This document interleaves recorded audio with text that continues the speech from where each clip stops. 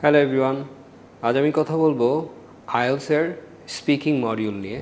আপনারা জানেন রিসেন্ট টাইমে আইএলটিএস সম্পূর্ণভাবে কম্পিউটার ডেলিভার্ড কন্ডাক্ট হচ্ছে, বাট স্পিকিংয়ের ক্ষেত্রে স্পিকিং এক্সামটা অফলাইনও হতে পারে অথবা অনলাইনও হতে পারে, ডিপেন্ড করবে ব্রিটিশ কাউন্সিলের এক্সামিনারদের টাইম স্লটের উপরে। IELTS speaking test usually 11 to 14 minutes conduct হয়ে থাকে, অ্যান্ড অফলাইন হইলেও সেম টাইম, অনলাইন হইলেও সেম টাইম। অফলাইন হইলে সামনে আপনার এক্সামিনার থাকবে, অ্যান্ড এক্সামিনার আপনাকে 11 to 14 মিনিটস কোশ্চেন করে থাকবে, অ্যান্ড আপনাকে আনসার দিতে হবে। অ্যান্ড অনলাইনেও সেম, রাইট? এখন আইএলটিএস স্পিকিংয়ের whole speaking test takes 11 to 14 minutes. IELTS স্পিকিংয়ের 3টা পার্ট থাকে, part 1, part 2 and part 3। So part 1 it takes 4 to 5 minutes. Speaking part 1 দিয়েই টেস্টটা শুরু হয়, অ্যান্ড স্পিকিং পার্ট 1টা ইউজুয়ালি 4 to 5 মিনিটস হয়ে থাকে, অ্যান্ড এখানে 8 থেকে 10টা কোশ্চেন ইন জেনারেল এক্সামিনার আপনাকে আস্ক করতে পারে। এখন যদি আপনি শর্ট আনসার করেন তাহলে instead of 8 to 10 probably they can ask you more question. So 8 থেকে 10টা কোশ্চেন যদি করা হয়, আপনার আনসার ডিউরেশন হওয়া উচিত at least 15 to 20 second up to 30 second আপনি ইলাবোরেট করতে পারেন স্পিকিং পার্ট 1-এ। যদি আপনি ম্যাক্সিমাম 5 মিনিটস কাউন্ট করেন, অ্যান্ড আপনাকে যদি 10টা কোশ্চেন করা হয় তাহলে 30 সেকেন্ড করে যদি আনসার করেন, সো 5 মিনিট হয়ে যাচ্ছে, right? So speaking part 1, question about yourself, your study, transport, hobbies, childhood memories, education, lot of common topics that usually come. So speaking part 1 এর আনসারগুলো শর্ট দেওয়া যাবে না, ইনাফ ইনফরমেশন দিতে হবে। মেক শিওর করবেন যেন আপনার আনসারে একটা সিম্পল, একটা কমপ্লেক্স, কম্পাউন্ড অ্যান্ড কন্ডিশনাল স্ট্রাকচারে সেন্টেন্সগুলো থাকে, তাহলে আনসারগুলো বড় হবে and you will get higher band score. যখন এক্সামিনার স্পিকিং পার্ট 1 থেকে পার্ট 2-তে মুভ করবে, you will always get reminder. রিমাইন্ডারটা কেমন হয়? এক্সামিনার আপনাকে বলতে পারে, now you gonna move into part 2. This part I'm going to give you a card with a topic. You'll have to speak about the topic for 1 to 2 minutes, and before you do that you'll have 1 minute's time to prepare yourself. You can make a notes if you like to do so. এরকম ভাবে আপনি একটা reminder পাবেন, and আপনাকে একটা cue card দেওয়া হবে, a card with a topic.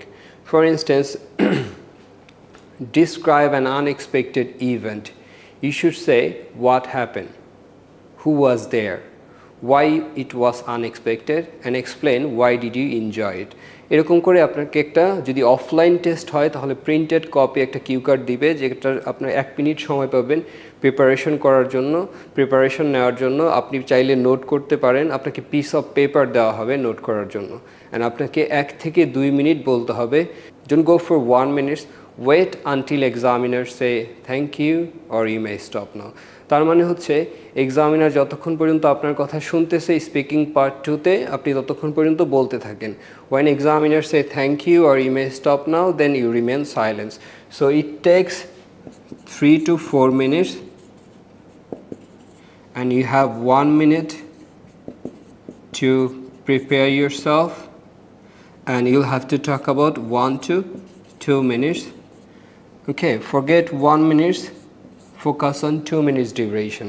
So যতক্ষণ না পর্যন্ত এক্সামিনার আপনাকে বলতেছে thank you or you may stop না, আপনি বলতে থাকেন, এক্সপ্লেন করতে থাকেন কিউ কার্ড সেশনটা। যখন এক্সামিনার আবার পার্ট 2 থেকে পার্ট 3-তে মুভ করবে, তখন আপনি still you'll get reminder that now you gonna move into part 3. এই পার্টটা usually takes 4 to 5 minutes, and most of the time এটা পার্ট 2 এর সাথে রিলেভেন্ট থাকে পার্ট 3 কোশ্চেনগুলো।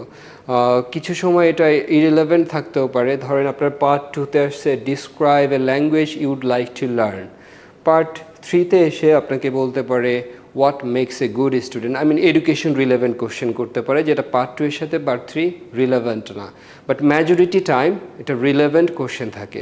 ধরেন আপনাকে জিজ্ঞাসা করছে পার্ট 2-তে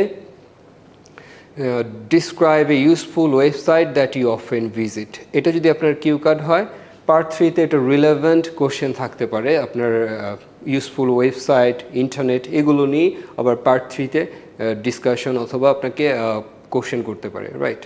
সো পার্ট 3-তে আপনাকে ইউজুয়ালি 4 to 6 কোশ্চেন করে থাকে ইন জেনারেল, বাট অ্যাগেইন আপনি যদি শর্ট আনসার দেন তাহলে আপনার কোশ্চেনগুলো বেশি হবে, যেহেতু এক্সামিনার 4 থেকে 5 মিনিটের আগে পার্ট 3 শেষ করতে পারবে না। সো আপনি শর্ট আনসার করলে কোশ্চেন 4 থেকে 6টার বদলে আরও বেশি কোশ্চেন করতে পারে। সো ইন জেনারেল আপনি এক একটা কোশ্চেনের আনসার অ্যাটলিস্ট 30 to 40 সেকেন্ড দেওয়ার ট্রাই করবেন, অ্যান্ড আপ টু 1 মিনিট আপনি ইলাবোরেট করতে পারেন স্পিকিং পার্ট 3-তে। এই হচ্ছে আমাদের 11 to 14 মিনিটসের স্পিকিং টেস্ট যেভাবে কন্ডাক্ট হয়। Thank you.